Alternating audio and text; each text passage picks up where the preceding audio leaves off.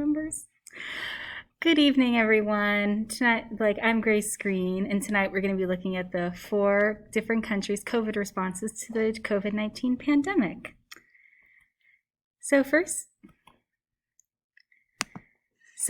up, we have the U.S., and the timeline for the U.S. was in December 2019, COVID was first confirmed to exist in Wuhan, China, and then it's made its way, and then the transmission methods were made known in January 2020, and then it made its way here in March 2020, and it became a global pandemic. It escalated very aggressively in April, and face masks then were recommended. Its restrictions were up, and then they were down, and it just steadily got worse in the U.S. as time went on.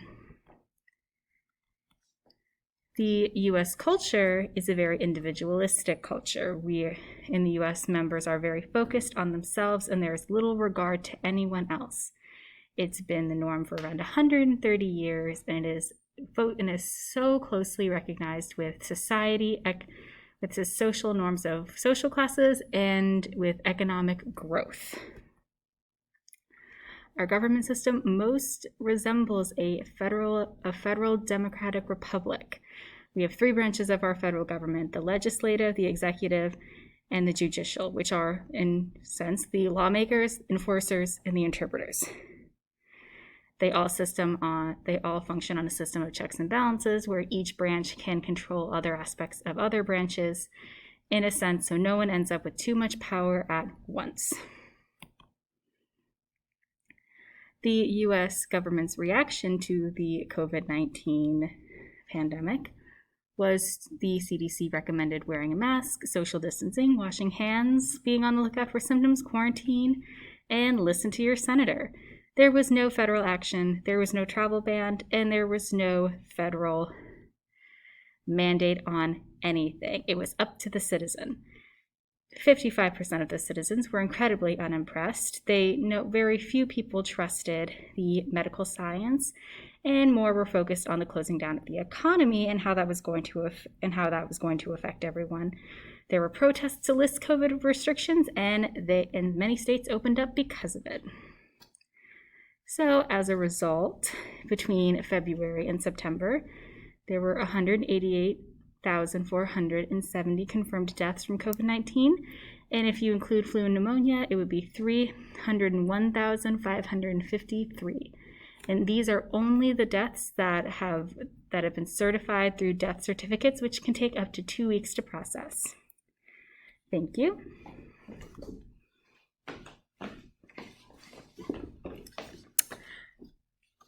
Hello, I'm Hannah Dice, and I'm going to be presenting on the United Kingdom and its response to COVID-19. So similar to the United States, the United Kingdom is also a very individualistic culture. According to Hofstadter Insights, the UK scored 89 out of 100, giving it one of the highest individualist scores, and only a few countries scored higher, such as the United States and Australia. The United Kingdom is made up of 4 different countries: England, Scotland, Northern Ireland, and Wales. Its government is a hybrid of a constitutional monarchy and a parliamentary democracy. Queen Elizabeth II is the head of state, while Boris Johnson is the prime minister or the head of government. The first known cases of COVID-19 in the UK were on January 29th, 2020, but an official lockdown didn't start until March 23rd.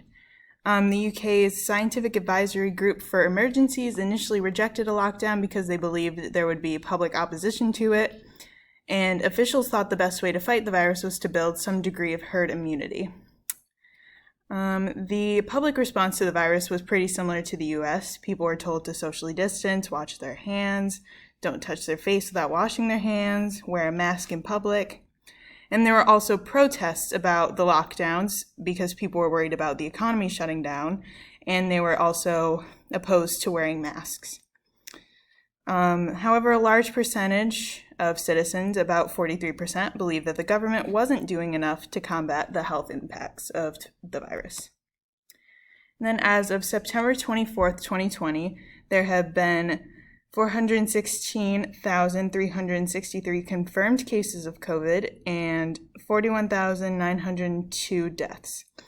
There was no data available for the amount of recovered cases, and there's currently a second wave occurring in the UK, as you can see on the graph right here.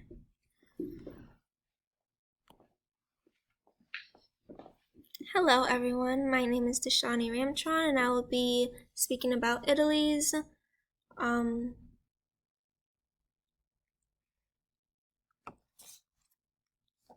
process in dealing with the virus.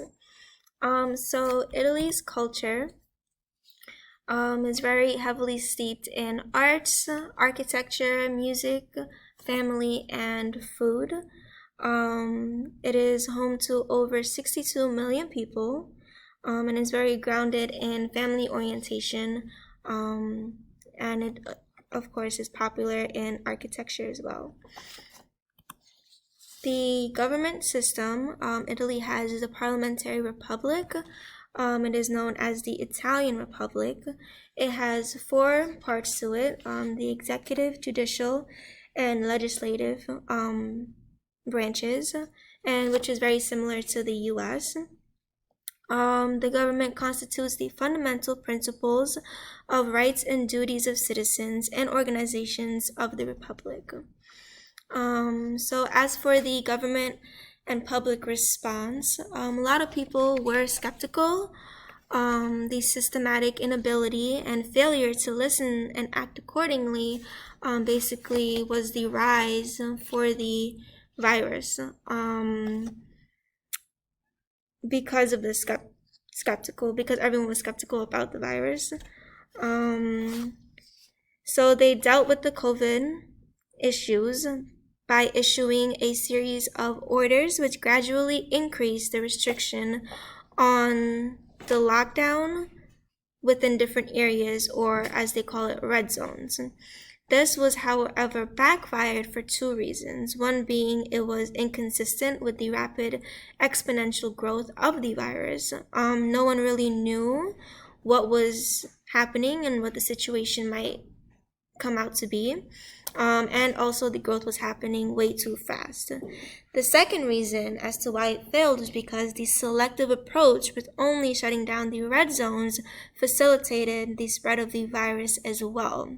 Since only some regions were on lockdown, the spread definitely increased because other regions were not on lockdown.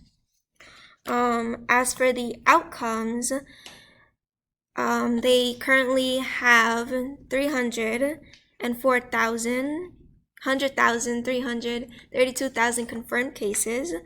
As for the documented deaths, they have 35,781,000, and 221,762 documented recovered cases. The objectives for this definitely has to be learning is critical. Finding the correct implementation approach really depends on the ability to learn from success and failure of the other countries, and basically working as a system rather than working independently can create chaos. Thank you.